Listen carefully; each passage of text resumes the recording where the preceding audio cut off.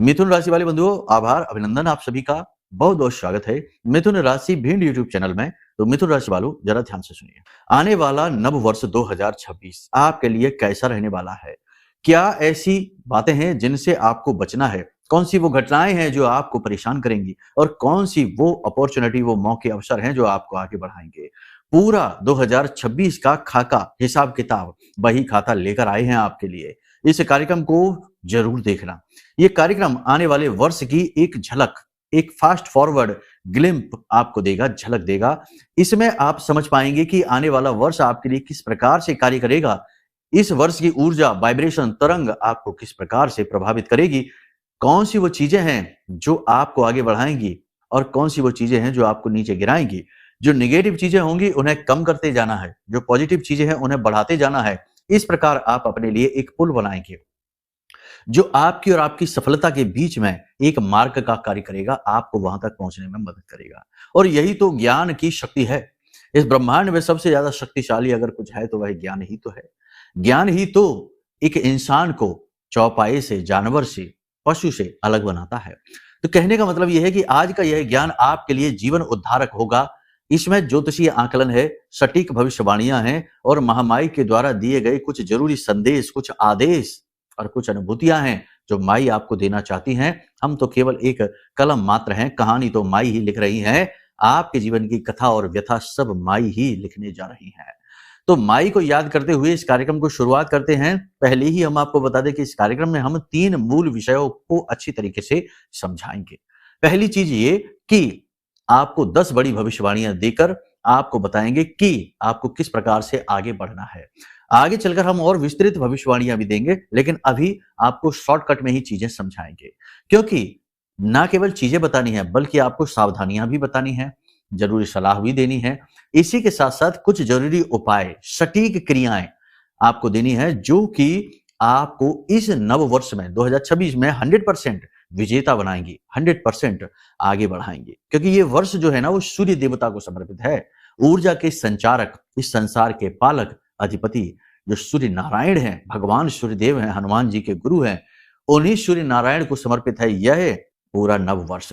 तो इस नव वर्ष के लिए कुछ ऐसे उपाय जो इस वर्ष की वाइब्रेशंस को इतना हाई कर देंगे कि आपकी वाइब्रेशंस और इस नव वर्ष की वाइब्रेशंस मैच हो जाएंगी और फिर आप कमाल कर देंगे। आप मिट्टी को भी हाथ लगाएंगे, सोना में बदल जाएगी। वैसे तो कहने की ये बातें होती है, लेकिन कभी कभी ये वास्तविकता में भी दिखाई दे जाती हैं, अगर देवताओं का साथ मिल जाए तो। ठीक है। साथ ही साथ आपको बताएंगे कार्यक्रम के अंत में, उपायों को तो बताएंगे ही बताएंगे, कुछ ऐसे गुप्त रहस्य, गूढ़ बातें भी बताएंगे जो आपको शायद किसी ने नहीं बताई हैं। हम आपको बताएंगे। इन्हें जानकर आपको बहुत अच्छा महसूस होगा और इनसे भी आप कुछ सीखेंगे।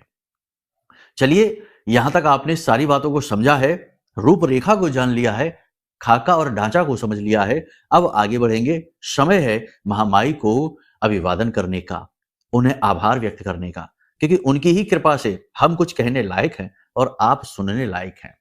जितनी भी क्रियाएं इस संसार में हो रही है, एक पत्ता भी अगर हिलता है तो वह महामाई के आदेश से ही हिलता है, उनकी अनुमति से ही हिलता है। बिना उनकी अनुमति के तो एक पत्ता भी नहीं हिल सकता।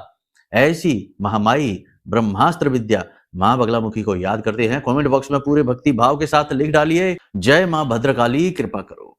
दोनों ही के लिए लिखिए, आप अलग अलग ना लिखिए। मां भद्रकाली हमारी कुल देवी हैं और मां बगलामुखी हमारी आराध्य देवी हैं, जिनके चरणों में हम पड़े रहते हैं। दोनों के लिए ही लिखिए, दोनों एक ही हैं, अलग अलग नहीं है। साथ ही साथ आप ये भी लिखिए कि हे महामाई हमारी रक्षा करो, हम आपके परिवार के सदस्य हैं। ठीक है। साथ ही साथ भजन एक बहुत सुंदर सा है जो हमने गाया है, महामाई के लिए समर्पित है, उनके चरणों में समर्पित है।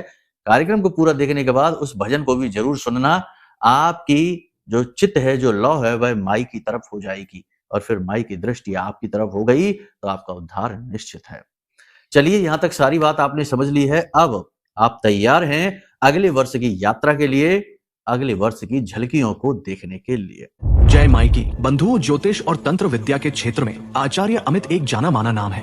पूज्य गुरुदेव के साधनाओं और ज्योतिष विद्या के अनुभव बेहद दिव्य है। जी हाँ, पूज्य गुरुदेव ने जिसकी भी कुंडली का विश्लेषण किया और कुंडली के अनुसार उसे सटीक उपाय व महामाई माँ बगलामुखी की विशेष कृपा दी, उसके जीवन में सकारात्मक बदलाव तो आ ही है। फिर चाहे समस्या कितनी ही कठिन क्यों ना हो, समाधान तो अवश्य हुआ है। अब ऐसे में यदि आप भी अपने जीवन की किसी बड़ी समस्या से जूझ रहे हैं, जैसे कि कर्जा बढ़ता ही जा रहा है, काम धंधा और व्यापार सब रुक चुका है, रिश्ते नातों में तनाव हद से ज्यादा बढ़ गया है, पूरा जीवन ही नकारात्मकताओं से भर गया है, तो ऐसे में यही सही समय है जब आप श्रेष्ठ गुरु से मार्गदर्शन प्राप्त करें और जीवन के अंधकार को समाप्त कर दिव्य प्रकाश की ओर कदम बढ़ाएं। वीडियो में दिए गए नंबरों पर तुरंत संपर्क करिए और अपनी कुंडली का विश्लेषण व समाधान पूज्य गुरुदेव के द्वारा करवा लीजिए। देर ना करें, आपके देवी देवताओं के आशीर्वाद से ये मौका खुद चलकर आपके पास आया है, इसे गंवाना नहीं है। अभी फोन करें और गुरुदेव से मार्गदर्शन प्राप्त करें। महामाई आपका कल्याण करें। धन्यवाद। याद रखना कि यह जो नया वर्ष है यह सूर्य देवता को समर्पित है, तो इस नव वर्ष में कुछ चीजें हैं जो बेहद महत्वपूर्ण हैं, आपको माननी ही पड़ेंगी। पहली चीज डिसिप्लिन, अनुशासन। सूर्य देवता को देखा है, उनका अनुशासन क्या है? निश्चित समय पर आना है, निश्चित समय पर जाना है। श्रेष्ठ अनुशासन है सूर्य देवता का। कभी धीमे नहीं होते, कभी अपनी चाल नहीं बदलते, हमेशा एक चाल, एक रस, एक गति, एक विधान को ही मानते हैं। आपको भी अनुशासित होना होगा। दूसरा, नैतिकता के नियमों का पालन करना होगा, बिल्कुल अनैतिक नहीं, लालच में फंसना नहीं, प्रपंचों में फंसना नहीं, समय खराब करना नहीं, नकारात्मक होना नहीं, नकारात्मक लोगों से, नकारात्मक वातावरण से दूर रहना होगा। गलत कार्यों में लिप्त होना नहीं, शॉर्टकट आपके लिए नहीं है, ठीक है? पहले ही हम आपको बता चुके हैं। शॉर्टकट यानी कि 6 महीने में पैसे डबल, 2 महीने में पैसे डबल, ये वाली जो ये योजनाएं आती है ना, स्कीम्स, इनसे दूर रहना। 100 हाथ 100 कोस दूर रहना ऐसी योजनाओं से, ये आपको ले डूबेंगी, बर्बाद कर देंगे। जो लोग आपको सपने दिखाते हैं आगे बढ़ाने के, उन्नति के, अमीर बनाने के, ऐसे लोगों से दूर रहिए। ये ठग होते हैं, आपकी भावनाओं के साथ खेलना चाहते हैं। कहने का मतलब यह है कि कुछ नियम संयमों का पालन करना होगा और पूजा पाठ अनुष्ठान में आपकी रुचि बढ़ेगी। इस वर्ष 100% बढ़ेगी, बढ़नी भी चाहिए। इस वर्ष आप ना केवल धन संपत्ति इकट्ठी करेंगे, समस्याओं से मुक्ति प्राप्त करेंगे, बल्कि आप आध्यात्मिक उन्नति भी हासिल करेंगे। अब खास तौर से जिन लोगों का जन्म 1, 5, 6, 10, 14, 15, 23 और 24 तारीख को हुआ है ना, जिनका जन्मांक जो है वह इन तारीखों पर है, तो समझ लो कि उनका तो भाग्य बहुत तेजी से चमकेगा। अगर वे शुभ कार्यों को करने वाले हैं, यानी सत्कर्मी है, और दूसरा कि उनकी कुंडली में बुध की, शुक्र की और सूर्य की, तीनों की स्थिति ठीक है, तो या इनमें से किसी एक ग्रह की स्थिति उच्च की है, तो तरक्की 100% है। बाकी कुंडली दिखाएंगे तो और विस्तार से बेहतर तरीके से समझा पाएंगे। और वैसे हम आपको बता दें कि ये सही समय है जब आप अपनी कुंडली का आकलन कराइए, क्योंकि वर्ष बदल रहा है। याद रखना कि जब समय और काल बदलता है, इनको बदलने की आवश्यकता ही क्यों पड़ी है? क्योंकि कुछ विशेष ऊर्जाएं हैं, परिवर्तित होती हैं, वाइब्रेशंस चेंज होती हैं। तो इन चेंज होती हुई वाइब्रेशंस को यदि आप मैच कर जाते हैं तो आपका भाग्य खुल जाता है, आपकी किस्मत खुल जाती है। तो ऐसे में आप अपनी कुंडली के दोषों से मुक्त हो जाइए, कुंडली की बाधाओं को पार कर जाइए और कुछ ऐसे उपाय क्रियाएं करिए जो आपके लिए एक बड़ा पुश का कार्य करेंगे, यानी आपको धक्का लगा देंगे और आप स्पीड से, गति से कामयाबी की ओर बढ़ेंगे, मुसीबतों से छुटकारा प्राप्त करके। ये होगा कब? जब आप अपनी कुंडली दिखाएंगे। तो कुंडली दिखाने में संकोच न करिए। ये ना सोचिए कि पैसे लगते हैं, बहुत छोटी सी दक्षिणा लगती है, लेकिन जो बनता है वह बहुत बड़ा होता है, ठीक है? तो आप फिर सोचिए कि आपको क्या करना है, निर्णय आपका है, ठीक है ना? बार बार एक ही बात हम कहना नहीं चाहते हैं। तो अब कहने का मतलब यह है कि ये जो वर्ष है, अब इसमें क्या क्या होगा, इस घटनाक्रम को थोड़ा सा ध्यान से समझते चाहिए। बीच बीच में आपके मन में कुछ ऐसे भाव आएंगे, अनिर्णय की स्थिति रहेगी, जल्दबाजी में कार्य करेंगे, कंफ्यूज होंगे, डिसीजन लेने की कैपेसिटी कमजोर हो जाएगी, खास तौर से वर्ष की शुरुआत के महीनों में, यानी पहले, दूसरे, तीसरे महीने में। वैसे आपको पॉजिटिव रिजल्ट मिलने, यदि आपकी कुंडली में ग्रहों की स्थिति अच्छी है और आप धार्मिक प्रवृत्ति के हैं, सत्कर्मी हैं, पूजा पाठ अनुष्ठान करते रहते हैं, तो नवरात्रि, जो गुप्त नवरात्रि प्रारंभ हो रही है ना, नवरात्रि के समाप्त होते ही आपके जीवन में शुभ घटनाएं होनी प्रारंभ हो जाएंगी, पॉजिटिविटी आनी शुरू हो जाएगी, कहीं ना कहीं इसका रिजल्ट दिखना शुरू हो जाएगा।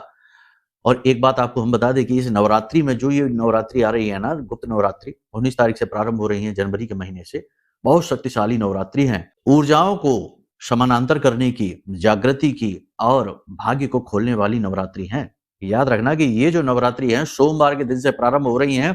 सोमवार के दिन जब नवरात्रि प्रारंभ होती है तो बेहद शुभ मानी जाती है, बहुत ज्यादा शुभ मानी जाती है। तो इस नवरात्रि को आप चूकना नहीं। बहुत बड़ा अनुष्ठान हम करने वाले हैं धाम पर, बहुत बड़ा अनुष्ठान करेंगे और हम तो बहुत कठोर करते ही हैं, मेहनत, अभ्यास।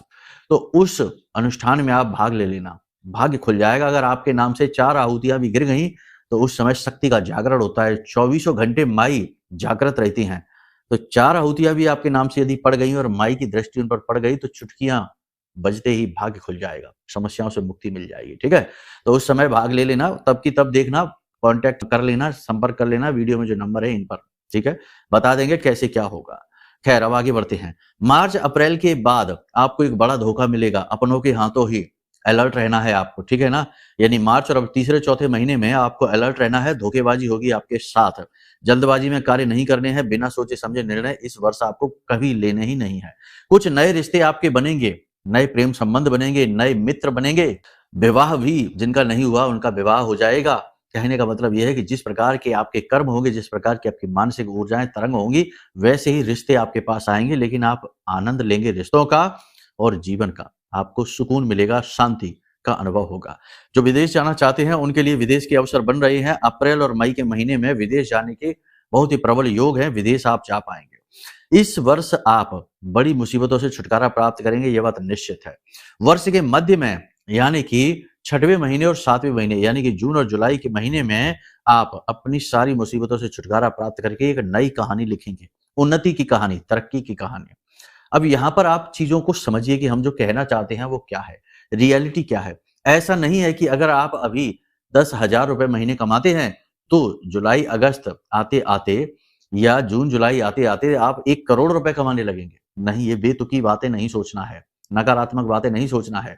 किसी को ज्ञान की बात बताने का मतलब ये होता है कि उसे ज्ञान ग्रहण करने की सामर्थ्य भी होनी चाहिए। इसीलिए तो प्राचीन काल में गुरु हर एक को शिष्य नहीं बनाते थे, शिष्य बनने के लिए भी पात्रता लानी पड़ती थी।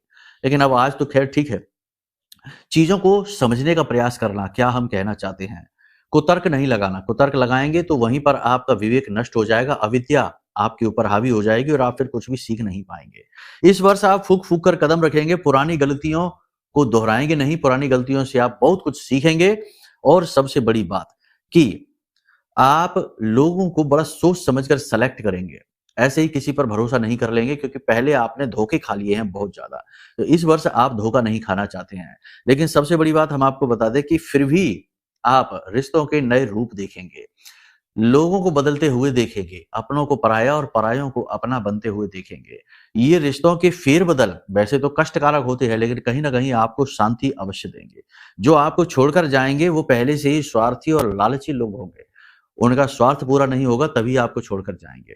तो आप इसे ईश्वर की महिमा समझकर स्वीकार कर लेना, नेगेटिव नहीं होना, दुखी मत होना। इस वर्ष आप बड़ी उपलब्धियां हासिल करेंगे, खूब मेहनत करेंगे, प्रेम आपको प्राप्त होगा, रिलेशनशिप आपके अच्छे होंगे, बॉन्डिंग आपकी मजबूत होगी, चाहे प्रेम संबंध हो, चाहे दाम्पत्य जीवन हो, चाहे मित्रता हो। कोई जो रिलेशनशिप आपके ईमानदारी के आधार पर चलेंगे वे बहुत अच्छे चलेंगे, आपको बहुत स्ट्रांग यहाँ पर आपको सपोर्ट मिलेगा। जीवन साथी से सब कुछ ठीक रहेगा, लेकिन इस वर्ष जीवन साथी के स्वास्थ्य को लेकर थोड़ी थोड़ी चिंताएं बीच बीच में आपको बनी रहेंगी। जिन मुसीबतों से आप अभी उलझे हुए हैं उनका समाधान इस वर्ष हो जाएगा चौथे पांचवें महीने में जाकर। नई प्रॉपर्टी आप खरीदेंगे इस वर्ष के अंत में, यानी 2026 के अंत में आप नई प्रॉपर्टी, बड़ा वाहन आदि खरीद सकते हैं। किसी नए बड़े व्यवसाय की शुरुआत भी आप करेंगे, लेकिन जुलाई के महीने में एक अनिष्ट घटना हो जाएगी, ये याद रखना। जुलाई के शुरू में या जुलाई के अंत में, ये याद रखना, दुर्घटना हो सकती है, कीमती चीज खो सकती है, कोई धोखा बड़ा आपको मिल सकता है, फ्रॉड आपके साथ हो सकता है। तो थोड़ा सोच समझकर आपको चलना है। कहने का मतलब यह है कि ये पूरा वर्ष जो है ना, इसमें आपको 3 चीजों पर विशेष ध्यान देना है। अपनी एकाग्रता को आपको भंग होने नहीं देना है। ये नहीं कि 50 तरीके की बातें दिमाग में चला रहे हैं। जब जो सामने है बस उसी पर फोकस रखिए, एक एक करके चीजों को समझिए और एक एक करके चीजों को हल करने की कोशिश करिए, यानी अपनी एकाग्रता को भंग नहीं होने देना है। दूसरा है कि मन में किसी भी प्रकार का लालच, किसी भी प्रकार का शॉर्टकट, किसी भी प्रकार की नेगेटिविटी को हावी नहीं होने देना है, चाहे कुछ भी हो जाए। तीसरा यह है कि पूजा पाठ अनुष्ठान करते रहना है, विशेष अनुष्ठान करेंगे, उन्नति प्राप्त होगी 100%। जो अनुष्ठान करता है, संकल्प लेके करता है, देवता उसकी मदद करते ही करते हैं, देवता बाध्य हो जाते हैं मदद करने के लिए। तो पूजा पाठ अनुष्ठान करना है और अधार्मिक स्वभाव बिल्कुल भी नहीं अपनाना है, धार्मिकता के भाव को बनाकर रखना है। इन बातों पर आपको विशेष ध्यान रखना है। सत्य का संकल्प लेना है, सत्य का साथ देना है, नियम संयम से चलना है और अपने आप को अपग्रेड करते रहना है। वजन आपका ज्यादा है तो इस वजन को कम करने के लिए प्रयास करने हैं, अभ्यास करने हैं। याद रखना कि अपने शरीर की अनदेखी नहीं कर सकते आप, ये अनुमति आपको है ही नहीं। जो शरीर आप चला रहे हैं ये आपने खुद नहीं कमाया है, ये आपको दिया गया है। और इस ब्रह्मांड की सबसे खूबसूरत मशीनरी है यह शरीर, सबसे शानदार मैकेनिज्म है। इस शरीर की संरचना को और इस शरीर की क्रियाशीलता को विज्ञान ना तो आज समझ पाया और ना ही कभी समझ पाएगा।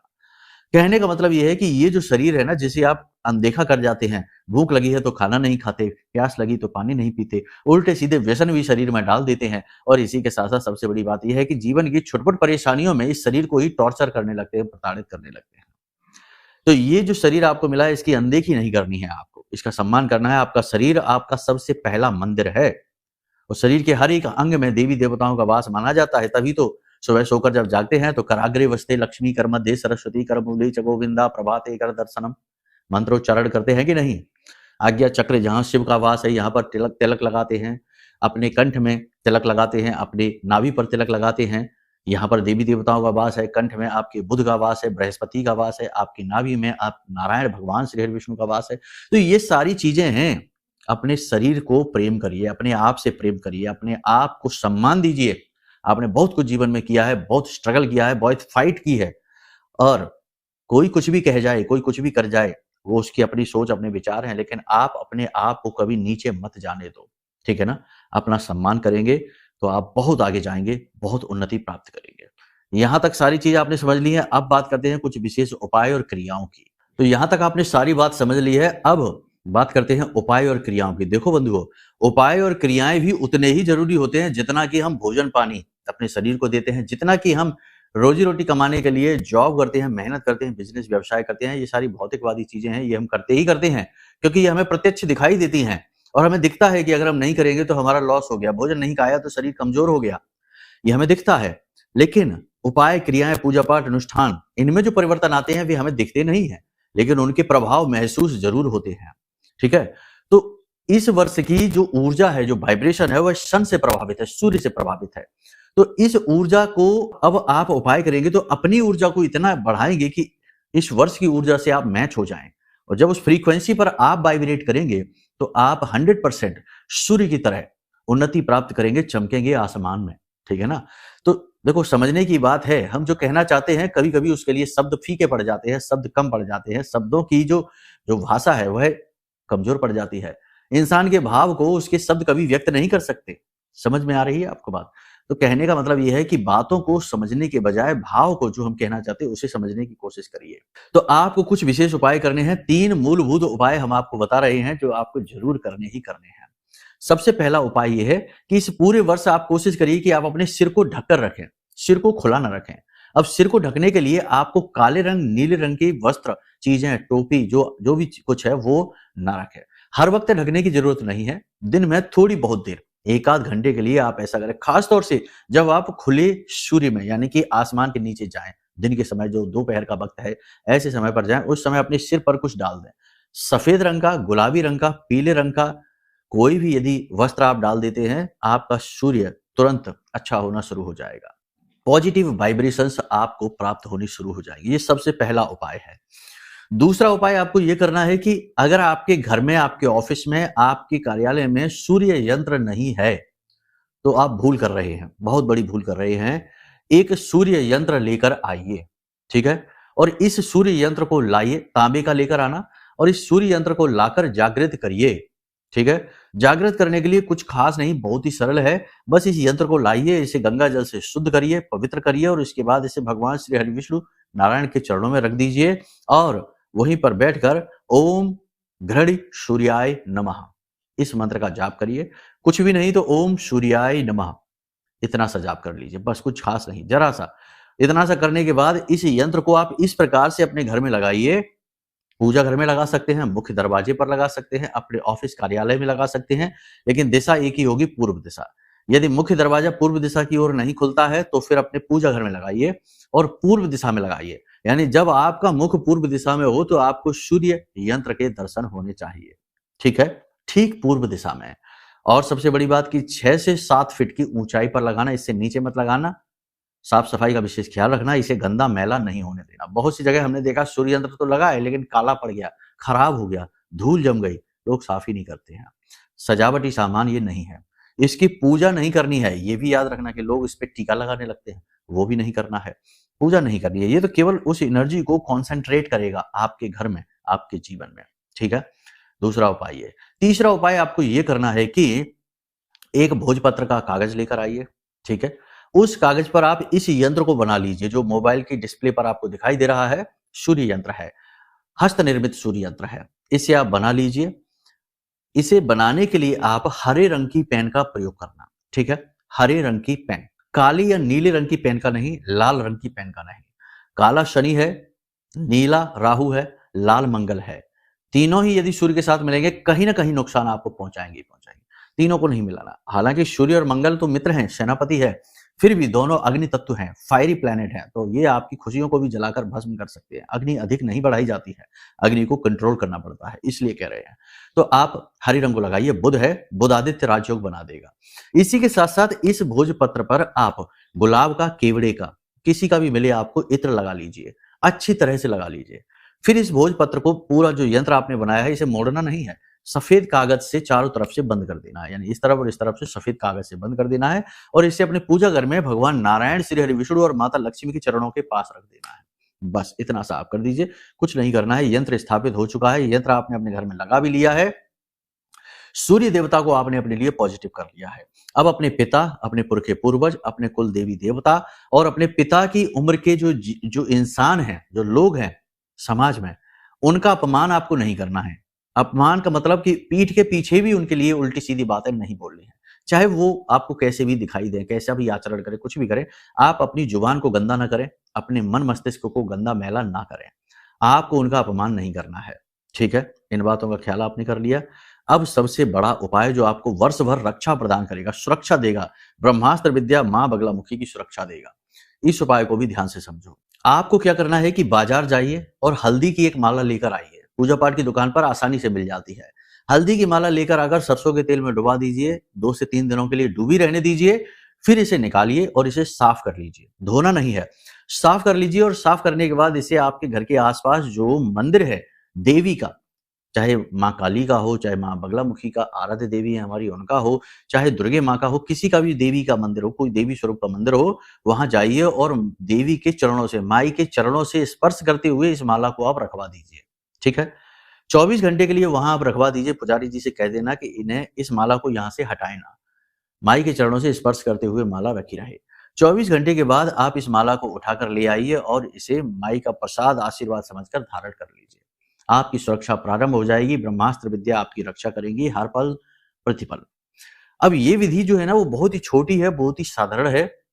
अगर आपकी कुंडली में कोई पाप ग्रह दोष है या आपके ऊपर किसी ने कुछ करवा रखा है, तो ये विधि शायद काम ना करे।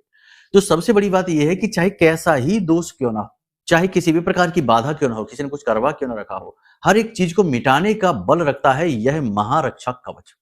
यह महारक्षा कवच इतना शक्तिशाली है कि ये जिसने भी छुआ है, जिसके पास भी ये पहुंचा है, जिसने भी इसे धारण किया है, उसके जीवन में चमत्कारी रिजल्ट आए हैं। बहुत ही अच्छा इसका लोगों ने रिस्पॉन्स दिया है। तो आप इस महारक्षा कवच को भी मंगवाएं, कुंडली का आकलन कराएं। ये 2 बड़ी निर्णय आपके जीवन में क्रांति लेकर आएंगे इस 2026 में, ठीक है। इस वर्ष की, आने वाले वर्ष की आपको हृदय से, प्रेम से शुभकामनाएं। और महामाई से विशेष निवेदन रहेगा कि आपके जीवन में खुशियां इस वर्ष जरूर से जरूर लेकर आएं, चाहे हमारे जीवन भर की साधना का फल प्रतिफल आपको क्यों ना प्राप्त हो जाए, बस आपको सुख मिले, ठीक है। हम तो ये मेहनत करके फिर कमा लेंगे। तो चलिए इसी सुंदर भाव के साथ आज के इस कार्यक्रम को विराम देते हैं। यदि कुछ पूछना है तो नंबर वीडियो में है, फोन लगा लेना, ठीक है। प्रेम से बोलिए जय माई की, जय मां बगलामुखी।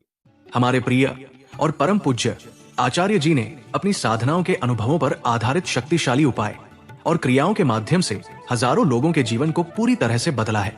आचार्य जी के द्वारा बताया गया हर एक उपाय इतना सटीक और कारगर होता है कि जो भी इसे पूरे भाव के साथ कर लेता है, उसे साक्षात महामाई की कृपा और आशीर्वाद प्राप्त हो जाती है। इसलिए निसंकोच इन उपायों को पूरे भाव के साथ करिए, आपका कल्याण होगा। जय माई की।